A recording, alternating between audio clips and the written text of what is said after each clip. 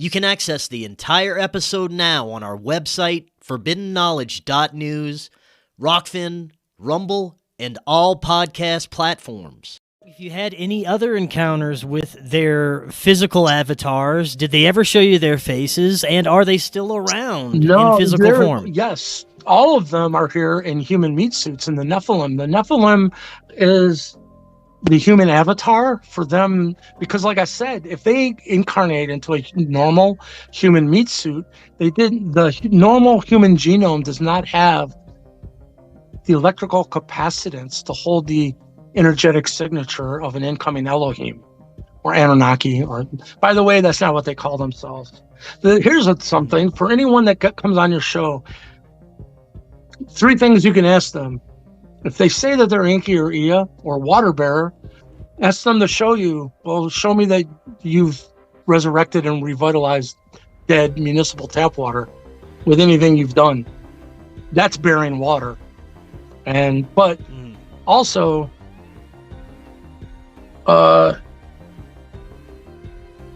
with the royal, I hate the word royal too, but it is what it is. Anunnaki means those of royal blood. The hierarchy of all of the Anunnaki are here, but they are in Native American Indian bloodlines, not the skull and bones, not anything else. But this gets a little tricky because, around the Great Lakes, and by the way, I'm right in the middle of releasing this to the world, so we should get into this a little bit later and take a deep dive into it, because it's truly revealing who the Atlantean bloodline is and how they intertwined into the Native American Indians. Poseidon, Edgar Cayce called the Atlanteans the Poseidians. You might as well call them the Inkyites. The Atlantis is Inky's land, and that bloodline waited until the elders stayed behind with the sinking ship. And first of all, in 10,500 years ago, the last earth change, the previous 2, they went to the right and they became like the Basque people in the UK. But they ended up, the last migration came up into the bottom to the left for the first time into the North American continent. And they met the Mayan culture first, Coatzacoalcos, and showed them pyramid building and calendars. But then we can get into the testing of the human spirit. But the dark side, the way that they know if a human is went off kilter is the dark side is going to ask you if you want to participate in flesh and blood sacrifice ceremonies. And it's gift wrapped in a million ways. And if you do, you're fucked. That's a do-over, and the dark has proved to the king. Like I said, the last 7,000 years, the king of the Anunnaki has had a dark Anunnaki side as his ear. And they're going, look, Now, is this darkness, does it come from within the Anunnaki, or does it come from other metaphysical, spiritual It comes from the human psyche. It's not self-imposed on anything. Really what they did is they understand thoughts have an electromagnetic reality. Thought forms have a waveform attached. And waveform is energy.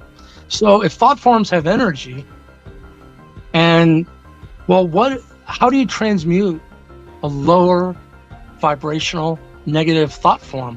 No one's really asked the question, Well, you live it. That's how. It's got to come, and that side of the, part of that team bad cop, I call them, is if you're giving your energy away to illusionary outside sources, they will dangle carrots in front of you to try to get you, dark carrots, to try to get you to bite, so they can go back to the king and go, look, they always give their energy away. They're not ready for higher realms because that shit's not allowed in higher realms of consciousness. Imagine if you're evolving to a higher state, a realm of consciousness or awareness, that your thoughts are being manifest back to you instantly, and you still have a lot of fear and doubt and nonsense in your belief system. It's not a good combo. And what we don't understand is human consciousness is tied to the Earth's magnetic field, and meaning there's a time lag now between the thought and the manifestation of thought. And those two need to have an energetic handshake to manifest. Meaning, let's say one day you go, man, Fred's an asshole. He did me wrong. I hope that dude dies. I'm just being exaggerating. But the next day, and let's say this is a long time ago where there's a time lag, because the Earth's magnetic field was greater. And then the next day you find out, man, he's not an asshole. I was mistaken. He's actually a really cool guy and he had my back, and now you got time to change, because when the thought form comes time to manifest, they're not going to have a handshake. But if the magnetic field gets lower and lower, you have less time. You have no time to change your mind. If you put out bullshit, you're going to experience bullshit. And it's reflected back in an accelerated fashion, unbiasedly. If you put out darkness, you get back darkness amplified and magnified. You put out love, you get that back. But it's truly all based on moon phases. That Yahweh sits on the... Imagine if you're doing this experiment to accelerate human conscious evolution by making us experience our own mental energy in an accelerated fashion, both light and dark, unbiasedly, what they told me was they had no clue really how dark we'd taken it. And, that's one weird thing is, in the past, me and my brother butted heads a lot because that side of the family didn't look favorably upon mankind. And I'm like, well, quit judging mankind under this economic slavery system that, of course, people that are under slavery and oppressed is not going to bring out the best in anyone.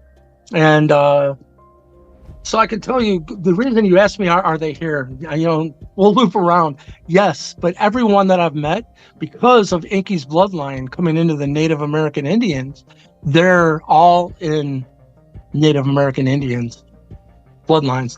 This gets into the Star Knowledge Conference. Have you heard of Chief Golden Light Eagle? Yes. Well, I'm here. I'm telling the world who he is. That was Enlil. So, and I know it sounds freaking crazy. And some people are like, I hate when people say that they're this or that, or this person or that person. I'm like, I didn't say he said he was Enlil. I asked him and he said yes. But I'm telling you, what happened was he invited me to an ancient ceremony, and I didn't know. It's called a sun dance. Are you familiar? Yeah, I'm familiar. Didn't know what I was in for. It was one of the most horrific things, because this one was infiltrated with flesh and blood sacrifice ceremonies of many sorts. Do you know what I'm talking about? Mm-hmm. With the sun dance, the piercing and removing of flesh and eating dogs. I wasn't familiar with that. No. What is involved in this ceremony? It depends on where you go and how much the dark is infected. It's a massive test to see if they can get you to give your energy away to the dark side. And they will see if you will participate in flesh and blood sacrifice ceremonies. Well, he invited me there, and he invited me, mind you, I didn't know of my heritage until late 2008. And when I started looking into it, I had already had contact with the Anunnaki. I'd already filmed them. The History Channel had happened.